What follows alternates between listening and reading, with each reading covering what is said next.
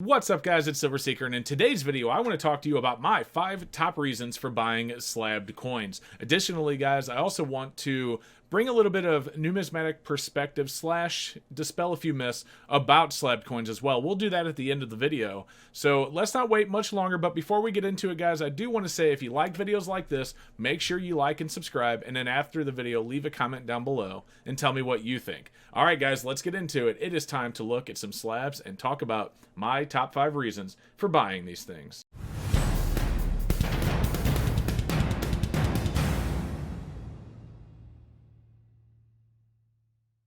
So number 1 on my list of reasons to buy slabbed coins is just peace of mind. Whenever you purchase a coin that's been certified and slabbed by either NGC or PCGS, you're basically purchasing the peace of mind that you know the coin is genuine. When you buy one, it has a serial number on it. This serial number can actually be entered into PCGS or NGC's website, and it will tell you what the coin is. It's going to tell you the year, the mint mark. It's going to tell you the type of coin. For example, this one right here is a CC Arrows 50-cent piece, and it's going to tell you the grade, in this case a VG8. In some cases, there are even pictures of the coins on their website for you to physically compare the one in your hand to the one on their website. And this is actually really common for higher end graded coins, for example, ones that are worth 300 plus.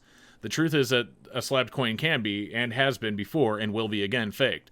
But it's a lot harder to fake a coin and a holder to make it look legit than just the coin itself. And then additionally, they'll have to make sure the serial numbers match, and the adding counterfeiting measures such as the hologram are counterfeited correctly, and many more things that an experienced numismatist would be able to spot from a mile away. To go even further to prevent counterfeiting slabs, PCGS, for example, has their Gold Shield program. In fact, I have a Gold Shield right here.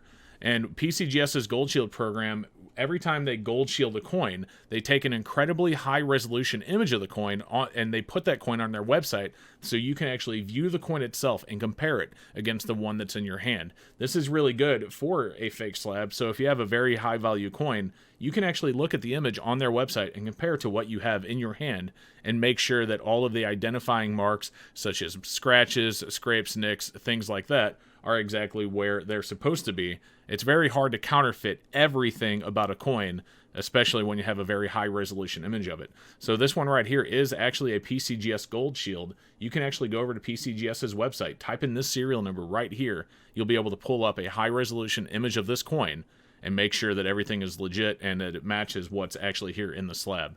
And even in 2020, actually, PCGS is going to start putting NFC chips on their Gold Shield slabs that will actually add an extra level of security, so you can actually have it scanned, and it will verify that it's real with a password that changes every time it's scanned. So that's going to be really hard to fake. If you're interested in the NFC technology, I actually did a video of it on my channel a couple of weeks back. Make sure you go check that out. So number 2, making the grade. Grading is subjective. I don't think there's anyone out there that doesn't realize that. I myself have been known to use the common term of buy the coin, not the slab, and have even said that grading is just an opinion. A very well-educated opinion, but an opinion nonetheless. That being said, having a coin that's been graded or certified puts a lot more power into the buyer of a coin. So with a slabbed coin, the grade of a coin itself isn't left to personal and usually biased opinion of the owner of the coin. As with most things, you can see what you want to see. I can look at almost any coin that is MS63 and argue as to why I think it's an MS64 or 65, or the other way, I can argue as to why I think it's an MS60. In other words, I can see what I want to see. Someone trying to sell their coin can do that too, and I'm sure that a lot of them do. So this really puts a lot more power in your hands because you have a third party that is not vested in the coin's value between the buyer and the seller. You don't have to worry about him seeing what he wants to see in order to get more money out of your pocket.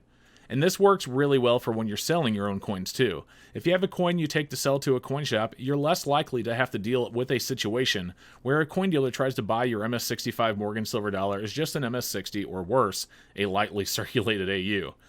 You can even look at a price guide, and I highly recommend the gray sheets, and know exactly what to expect when you walk into the shop.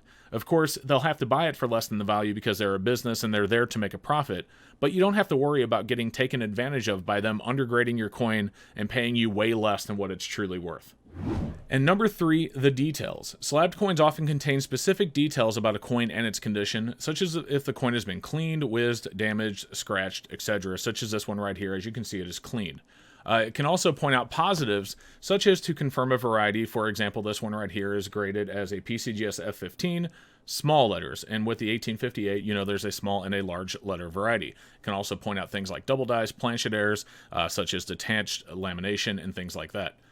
These factors are ones that can easily be missed to the novice collector. You don't have to worry about a shady coin dealer misrepresenting a coin as problem-free that's been cleaned, for example. I myself have had clean coins that I thought were problem-free. For example, this one in my hand, this 1908S, Unk Details Cleaned. Actually, you've seen this coin in a couple of my videos, my PCGS and NGC unboxing videos. I've actually had this graded by both PCGS and NGC, and both of them said it was cleaned. So at that point, okay, it's cleaned. I mean, if they both are going to say it, then I'm going to go ahead and agree with them. So that's a big thing, because this can be easily overlooked by a novice collector, and you don't want to accidentally buy a cleaned coin and pay top dollar for it, and then you send it off to be holdered and it comes back like this, which unfortunately is the situation for this one right here. So if I would have just bought one in this grade in a holder that wasn't cleaned, I'd have been much better off than if I had just bought the raw one. Number 4, guys, the protection of the coin. While it is true, and I know others have said it, and it is true that coins can, albeit very rarely, show signs of deterioration inside a slab, there's really no better protection for a coin than being in a slab. Slab coins, at least PCGS, NGC, and Addicts, are hermetically sealed in a hard plastic container, and they cannot be removed unless this is physically broken. If you accidentally drop a slabbed coin like this one here in my hand on the concrete, it stinks. The holder's probably going to break, but guess what? That coin is still in the same condition it was before you dropped it.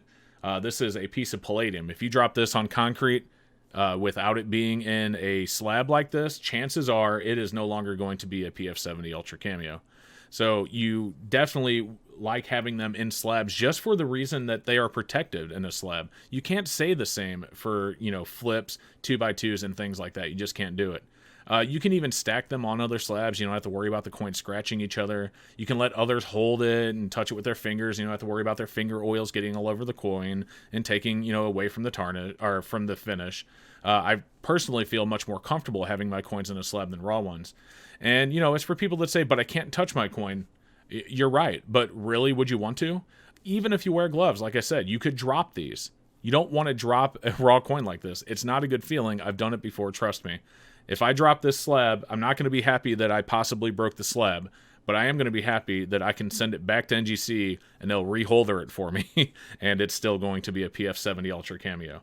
So protection of a coin, it doesn't really get much better than being in a slab. Whether or not a coin does end up deteriorating in a slab is irrelevant. There's really no better way to store them.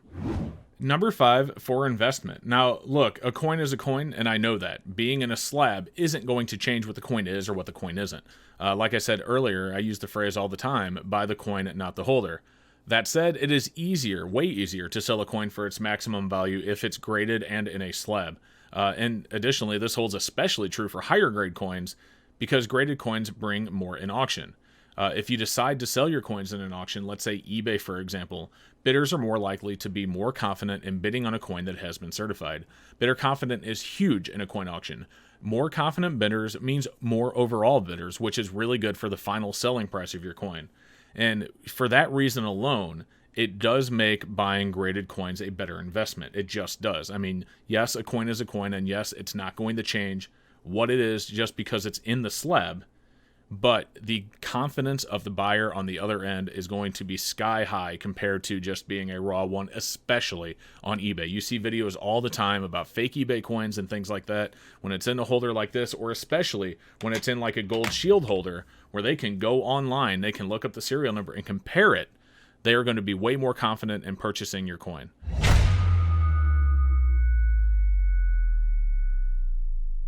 And finally, now that I have my 5 points out of the way, I wanted to dispel just a couple of myths that are out there about grading coins. The first one is, I've even seen it said in other videos that it's not worth grading modern coins.